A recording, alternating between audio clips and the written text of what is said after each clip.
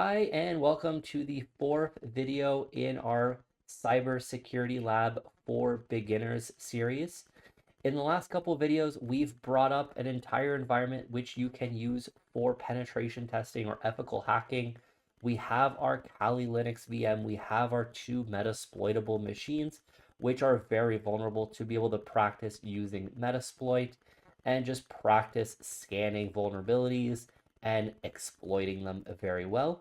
But what we actually want this cybersecurity lab to be is also partially a blue team lab to be able to practice your defense skills, your network scanning skills, because I think both of those skills really go hand in hand. And a lot more people are going towards more of like a purple team versus only being red team or only being blue team. Now, if you don't know what those mean, red team is going to be your attackers, blue team are going to be your defenders. Purple team is where both of those kind of meet together because it is very helpful as a blue team to know how the red team operates and vice versa. It's very helpful to know as a red team how a blue team operates. You'll be a lot of a better penetration tester if you know what a blue team does, and vice versa. You'll be really good at defending if you know the methodologies and the theories that red teamers or attackers use to try to break in. So what we're going to be doing today is we are going to be setting up a whole new Ubuntu server from scratch. So compared to what we've done lately, which has just been using images that have been pre-built, we're going to be setting up Ubuntu server with what is called Snort, a network intrusion detection system, or a NIDS. It can also work as an intrusion prevention system as well, but we won't be setting that up just yet. We're just going to be setting up the detection portion today. And I'm going to be showing you guys how to set up a simple rule in Snort and actually show you guys how that works. And this way, between this video and the next video where we're going to be going even more in depth, you guys can play around with some of those Snort rules based on the one Snort rule that I'll show you guys today. But this will really let you be able to even set up a Snort for your home network to be able to, maybe people shouldn't be using FTP or port 21 or 22 FTP or SSH in your home network, and you kind of want to know, hey, is there any of that activity on my network? You can easily set that up with Snort. So before we actually get too far, let's go ahead and let's start. So the first thing we're going to have to do is, of course, download that Ubuntu server image file. So you're going to want to open up your favorite browser and go to the web page ubuntu.com. And then in there, there will be a download option. And then you should have a option for server here on the left-hand side. And you can just click on Get Ubuntu Server here. And this will bring you to the Ubuntu 24.04 free LTS or long-term support version. So LTS stands for long-term support. Basically what that means, it's going to be supported for quite a long time with security updates and updates in general. So you're going to want to go ahead and download that. Now I already have that downloaded for time purposes. So what we're going to go ahead and do is go back to our VirtualBox manager, and we're going to be creating a brand new virtual machine. I'm going to name mine Snort VM here. And now the ISO, you're going to want to select Other. You will see that I already have my Ubuntu ISO here, but you guys won't have that one. So you're going to click on Other and then find your Ubuntu image here that should probably be in your downloads. So we're going to click on that Ubuntu ISO here. Now for the type, we're going to leave that as Linux because of course it is a Linux distro. The subtype is going to be Ubuntu. Now version, you can leave that as Ubuntu 64-bit. What I prefer doing is going in and finding my exact version, which is the Ubuntu 24.04 LTS. So we're going to go ahead and click that, and we're going to uncheck, or actually I should say we're going to check the skip unintended installation, because we're going to want to go through that install together there. And then what I do is I will upgrade the RAM to 4096 megabytes or 4 gigs of RAM. And we are going to give it 2 processors or 2 CPUs. The hard drive, I will usually keep that at 25 gigs. That should be big enough for what we're going to be doing on our home lab. If you want to make that bigger, feel free. But 25 gigs, from my experience, has been big enough, especially how much you're going to be really using it. But feel free to expand that. And you can always make the hard drives bigger even when you're approaching that full size. You can always expand that hard drive anyways. So I usually tend to stick on the 25 gigs, increase it if I need to. And we're going to click on finish here. Now, before we turn that on, what we will have to do is click on settings here and go on to network. And we're going to want to make sure that our first network adapter is going to be our bridged adapter, which is going to be connected to our host machine. So it's going to give us internet access. Our network adapter 2, we're going to want to enable that second network adapter, and we're going to hook that into our internal network, and we're going to hook that up to our Vuln Labs network, and we're going to want to make sure that the promiscuous mode is set to allow all. Now this is going to let us really investigate that internal network and be able to kind of detect any type of activity that we want to alert on or just detect in general. So we're going to click on OK here, and then we're going to go ahead and we are going to click on Start. Now this is going to start the VM. This can take a few moments, and it's going to take us through the setup, and I will take you guys through the entire setup. So the first part, we are just going to do the try or install Ubuntu Server. What I like to also do is I like to just stretch this box out a little bit. Don't worry about the gray spots just yet. That will fill up once the install gets to a specific spot, like right here. And what we're going to do is we're going to be setting this up because I'm going to take it for granted that you guys have never set up an Ubuntu server. If you guys already know how to set up an Ubuntu server, you guys could probably skip forward a little bit because this is just going to be a basic install. But we're going to be selecting our language first. So we're going to be selecting English here. And then we are going to go ahead and we are going to select our keyboard set to be English US. We are going to be installing the Ubuntu server, not the Ubuntu server minimized. You can change these with the spacebar and arrow keys, but we're going to be installing the full Ubuntu server. And then here you will see your 2 network adapters here. So if you only see one and you see a weird IP address, it's probably because you're missing those network adapters. So you're going to want to make sure that you see these, and you're going to kind of want to note which ones, because we can easily find this out later in the Ubuntu operating system, which I will be showing anyways. But key note for us for this video, in yours it might be different. So I know that my Vuln Labs here is this 172.30.1.27 address. That network adapter name is ENP0S8. I'm going to have to remember that because I'm going to have to use that network adapter in Snort. All right, so we're going to click on Done here. And then we don't have a proxy address, so we're going to click on Done. And here it's just going to test the network connection to make sure that it can go ahead and reach that site here. And it can. So we're going to go ahead and we're going to click on Done. And we are going to use that entire disk here. We're going to click on Done.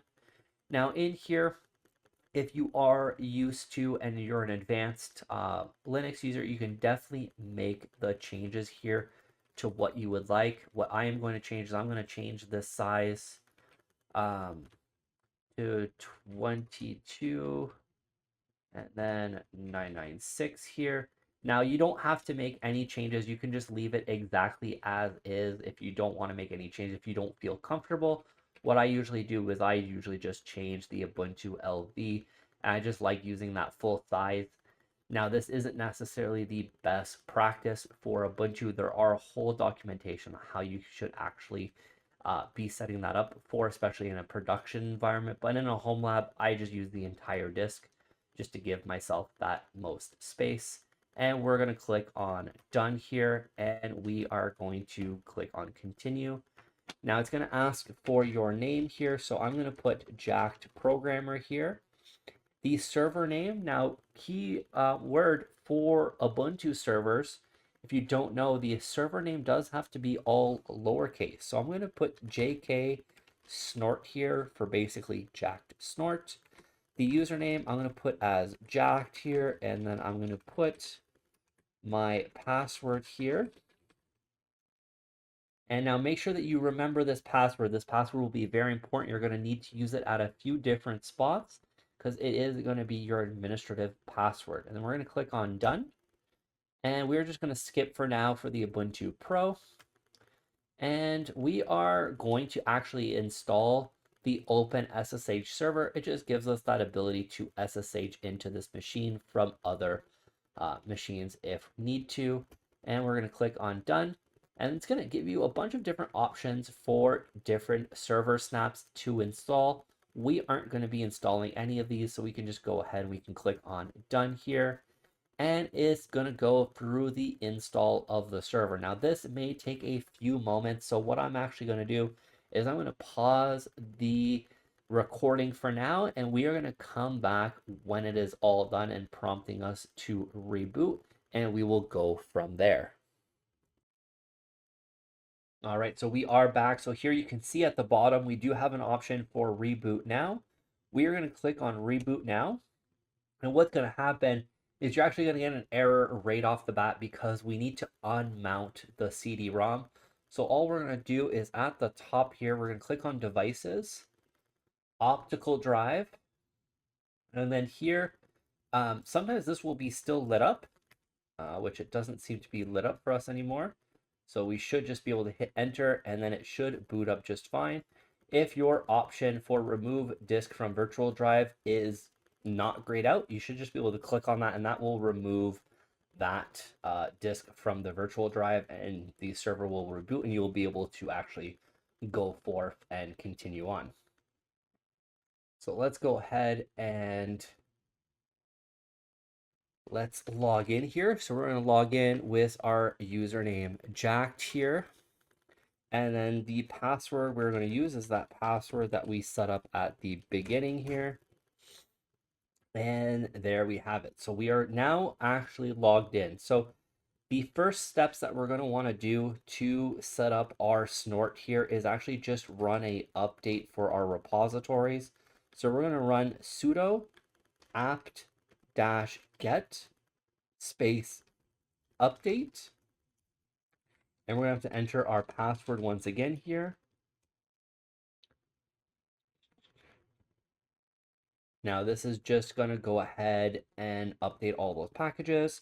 And now what we're going to do is we're going to do our sudo apt-get space install space snort space -y.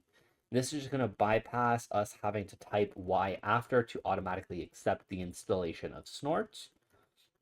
And this is going to actually install Snort here. So what I've actually noticed is when I made this change the last time, it actually did not update the configuration file. But let's go ahead and let's try that again. So here you're going to want to put your network that you want to monitor here. So we know that ours is the 172.30.1.0/24. So let's go ahead and let's click on OK on that.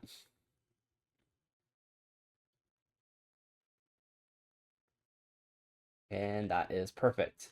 So now what we can do is we can do a snort space -V. Now the capital V is important here. And that will show us the Snort version that we have installed here. So we can see that we have Snort version 2.9.20. So that is perfect. And what we're going to do is we're going to do sudo nano /etc/snort/snort.conf. And this is going to be the configuration file for our Snort. So this is where you're going to make some of those changes here. Now we are going to change our home net. So right now you can see that it shows any. What we are going to do is we're going to put 172.30.1.0/24. Now, this might be different for you depending on what you put in as those IP addresses. So that's going to go back to that first video where we set up the DHCP server for that Vuln Labs network.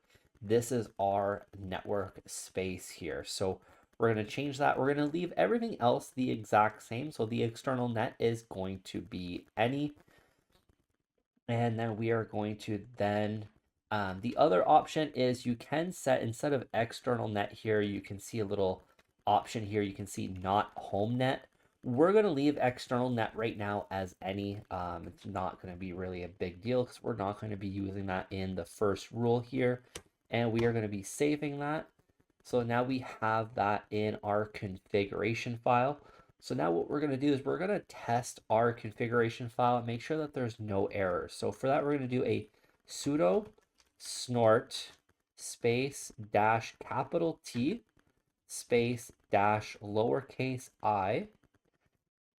And then we're going to put in our network adapter that we noted at the beginning. So for us, that is going to be the ENP0S8. Now, if you needed to know that what yours is right now, let's go ahead and let's actually just erase that whole command. And let's go IP space A.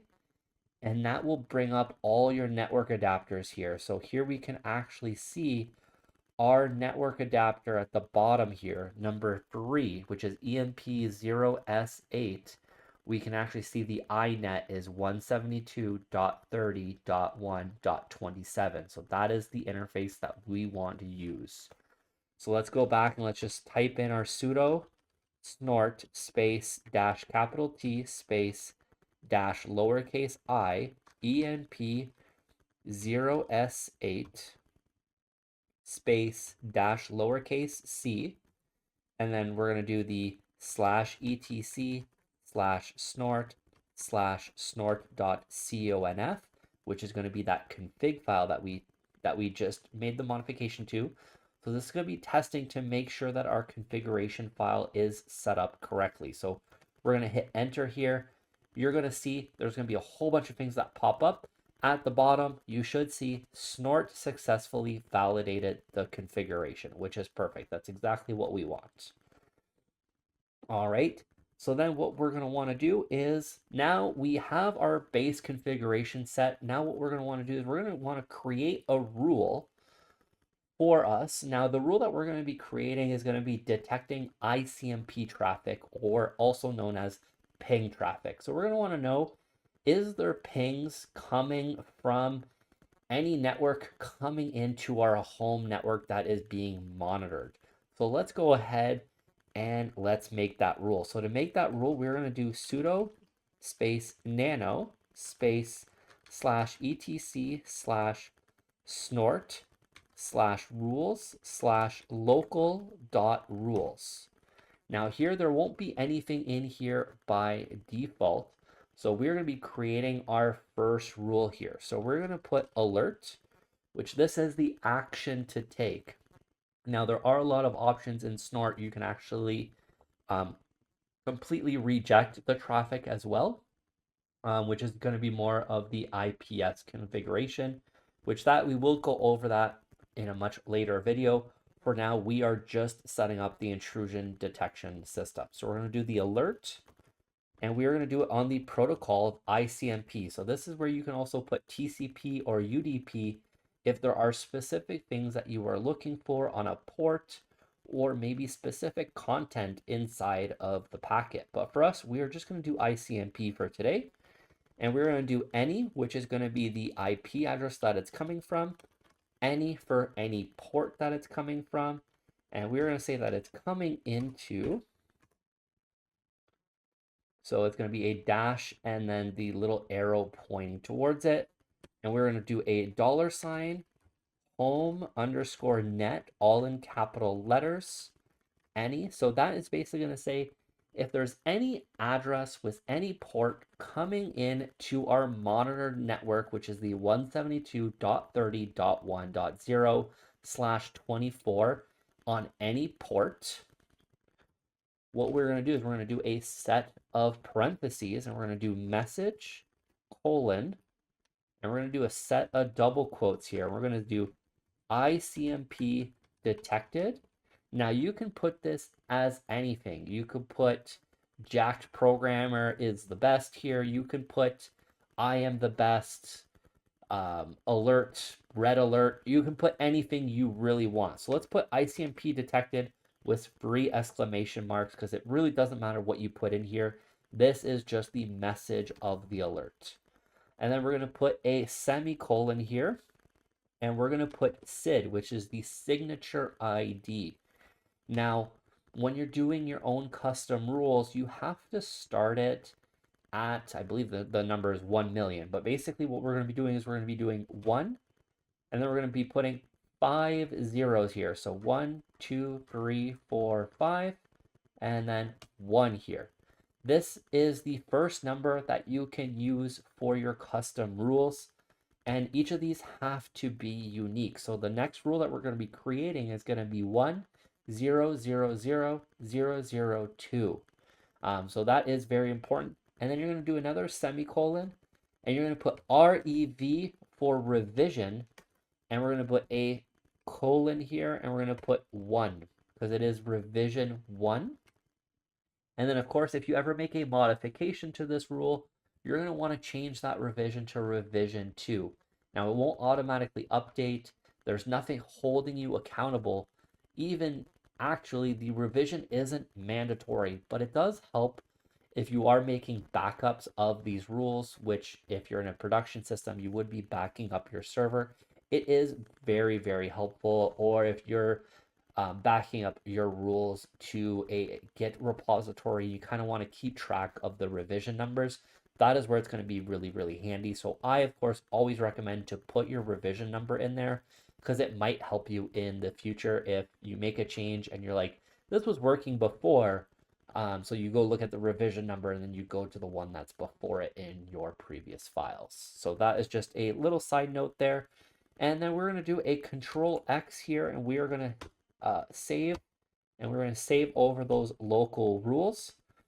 Now that we have that rule made, we can actually go ahead and start our snort and actually inspect that traffic. So what we're going to do is we're going to do a sudo space snort space dash lowercase q space dash lowercase l, and then we're going to do a /var/log/snort. This is where we're going to be storing our logs from this IDS instance, space lowercase I, and here we're going to put our ENP0S8 for our interface, space dash uppercase A for our console, because we're going to be outputting our alerts to the console.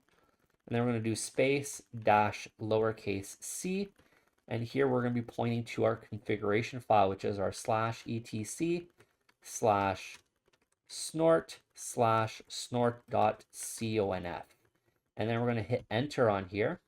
Now you're going to see nothing is going to happen. And that is because it is now currently inspecting that traffic. So what we're going to do is we're just going to put this VM, we're just going to shrink it down a little bit here.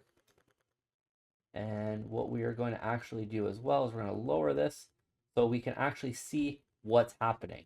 Now, what I actually have is I have my Kali Linux box and my Metasploitable 2 machines up here. And what we're going to do is we're going to log into our Kali box here. And then if we go into our Metasploitable 2 machine here, let's go ahead, let's just scroll down a little bit. So our Metasploitable 2 machine, we know in our environment on this video is 172.30.1.25. So let's go ahead and let's, in our Kali box, go ahead and do ping 172.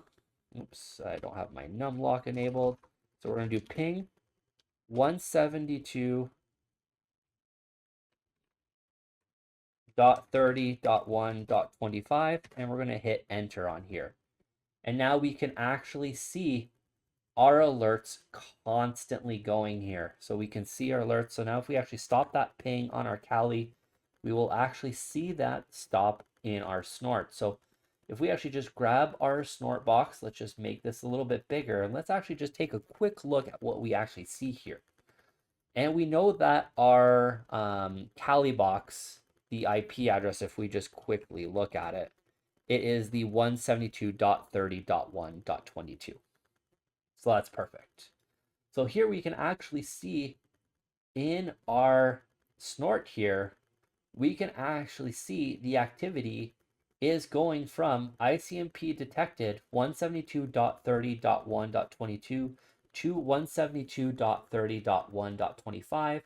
And then we can see the ping response coming from the 172.30.1.25 to the 172.30.1.22. So we can actually see the ping from our Kali box, and then we can see the response coming from our Metasploitable 2 machine back to our Kali box.